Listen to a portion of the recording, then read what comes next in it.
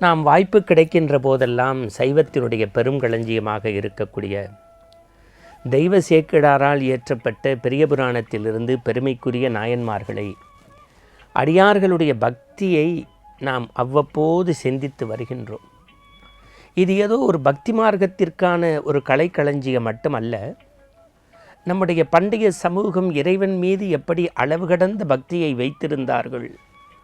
பக்தி என்று சொன்னால் ஏதோ காவி உடுத்தி கமண்டலம் ஏந்தி வேத மந்திரங்களை சொல்வது மட்டுமல்ல, பக்தி என்பதை இந்த மண்ணுக்கு சொல்லக்கூடிய மகத்தான காப்பியம் பெரிய புராணம். அந்த வகையில் இன்றைக்கு நாம் பார்க்க இருக்கக்கூடிய நாயனார் அதிபத்தர். இந்த அதிபத்தரை பற்றி நாம் நினைக்கின்ற போதெல்லாம் என் சிந்தைக்கு வருவது, இவர் எம்பெருமானாகிய அந்த கூத்தாடும் ஆண்டவன் நடராஜ பெருமான் மீது அளவு கடந்த பக்தி வைத்தவர் என்று கூட எனக்கு எண்ண தோன்றுகிறது. அவருடைய வாழ்வியலை பார்க்கின்றோம். நாகப்பட்டினம் பகுதியில் யாதவர் குலத்தில் தோன்றிய மிகச்சிறந்த மனிதநேய மாண்பாளர் இந்த அதிபத்தர். அவருடைய பணி என்ன என்று கேட்டால், நாள்தோறும் ஆள்களுக்கு சென்று படகில் மீன்பிடித்து வருவது. மீன்பிடித்து வந்தவுடன் எல்லாம் வல்ல நடமாடிய நம்பராகிய நடராஜ பெருமான் சிவபெருமானுடைய அளவு கடந்த அன்பின் காரணமாக, பக்தியின் காரணமாக தான் பிடித்து வந்த மீனில் ஒரு மீனை எடுத்து மீண்டும் கடலுக்குள்ளே விழுவதை அவர் வேடிக்கையாக மட்டுமல்ல, வாடிக்கையாக மட்டுமல்ல, வாழ்க்கையினுடைய குறிக்கோளாக, இலக்காக வைத்து வந்தார்.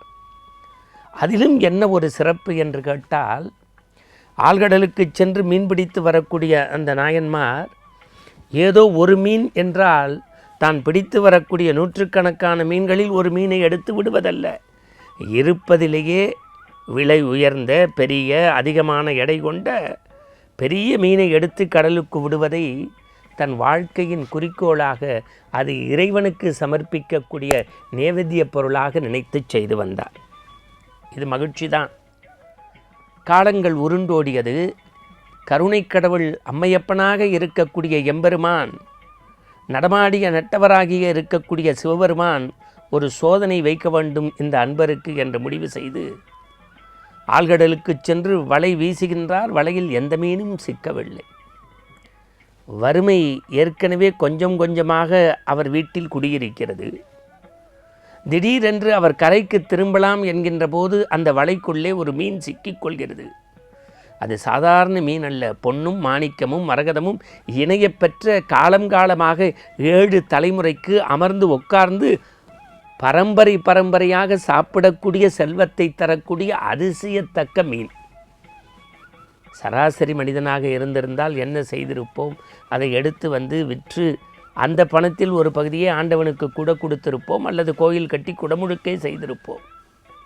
ஆனால் இந்த அதிபத்தருடைய குறிக்கோள் என்ன, இலக்கு என்ன? வாழ்க்கையினுடைய குறிக்கோள் மீன் பிடித்து வருகின்ற போது பெரிய மீனை, வசதியான மீனை, அகலமான மீனை, எடை உயர் உள்ளதை கடலுக்குள் விடுவது. ஆனால் கடலில் மீனை கிடைக்கவில்லை. கிடைத்ததும் ஒரு மீன், அதுவும் 7 ஜென்மத்திற்கும் அமர்ந்து சாப்பிடக்கூடிய செல்வ செழிப்பை தரக்கூடிய மீன் என்றாலும் கூட அதற்கு மேலே அவருடைய வறுமை தாண்டவம் ஆடுகிறது.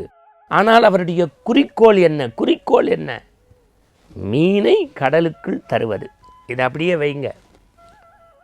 பக்தி என்றால் பிற இலக்கியத்தை அப்படி தொட்டு காட்டுகின்றேன். திருமுருகாற்றுப்படை அதில் எதிரா பக்திங்கிறான். காடு கா துருத்தி 6 குளம் சதுக்கம். வெறும் ஆலயத்தில் மட்டும் ஆண்டவன் அல்ல, காடு கா துருத்தி 6 குளம் சதுக்கம், இவற்றிலும் இறைவன் நிறைந்திருக்கிறான் என்பதை காட்டுவது போல எம்பெருமானாகிய சிவபெருமான் அவன் எங்கே நடராஜ பெருமானாக இருக்கிறான்? தில்லையிலே. இன்னும் சொல்லப்போனால் எம்பெருமான் தில்லையிலும் திருவாலங்காட்டிலும் மட்டும் ஆனந்த கூட்டம் ஆடவில்லை. தில்லையிலும் திருவாலங்காட்டிலும் மட்டுமல்ல, கடலில், பாய்மரக் கப்பலில், படகில் கூட அவன் இருக்கிறான் என்பதை இன்றைக்கு மக்களுக்கு எடுத்துக்காட்டும் விதமாக அதிபத்தர் பிடித்த அந்த ஒற்றை மீனை கடலுக்குள் வீசிவிட்டு வெறும் வலையோடு இல்லம் திரும்புகின்றார். பசி, பட்டினி, வறுமை இவற்றிற்கு மேலே பொன்னார் மீன். ஆனால் அதையும் இறைவனுடைய குறிக்கோளுக்காக விட்டார் என்றால், தன்னை விட தன்னுடைய குறிக்கோள் இலக்கு மேடாக நினைத்ததுதான் நாயன்மார்களுடைய பெருமை. பெரிய புராணத்தில் இது மட்டுமல்ல, இயற்பகையார் என்ன செய்தார்? கடவுள் கேட்டான் என்பதற்காக கட்டிய மனைவியை அமுச்சு வைக்கிறார். இயற்கைக்கு புறம்பான செயல், ஆனாலும் தன்னுடைய குறிக்கோள் அதுதான். சார், நீங்கள் சிறு தொண்டருடைய கதையை படிக்கும்போது தினசரி அடியாருக்கு உணவு கொடுப்பது பெருசல்ல, பிள்ளைக்கறி கேட்குறாரு. ஒரு குடும்பத்திற்கு ஒரு மகன்னு அந்த சீராளனையே பிள்ளைக்கறி சமைத்து கொடுக்கிறார். காரணம், புத்திர பாசத்தை விட இறை மீது வைத்திருந்த பக்தி மேலானது என்பதை காட்டுவதற்கு. இந்த நாயன்மார்களுடைய வாழ்க்கை என்ன? வறுமையிலும் நேர்மை, அறத்திலும் உண்மை, ஒழுக்கம்.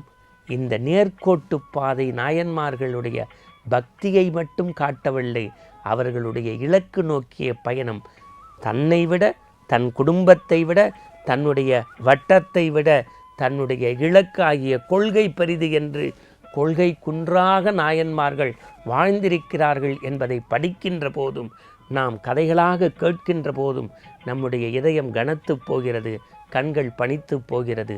உண்மையான ஆனந்தம் எது என்றால், எந்த நிலையிலும் ஆண்டவன் மீது வைத்திருந்த பக்தியும் அந்த பக்தியினால் வரக்கூடிய அந்த அன்பும் உயர்ந்தது என்பதை இந்த மண்ணுக்கு காட்டக்கூடிய அதிபத்தருடைய வாழ்க்கை படிப்பதற்கு மட்டுமல்ல, பின்பற்றவும் சாலச் சிறந்தது. மீண்டும் நாளை காலை ஆனந்த ஆரம்பத்தில் சந்திப்போம்.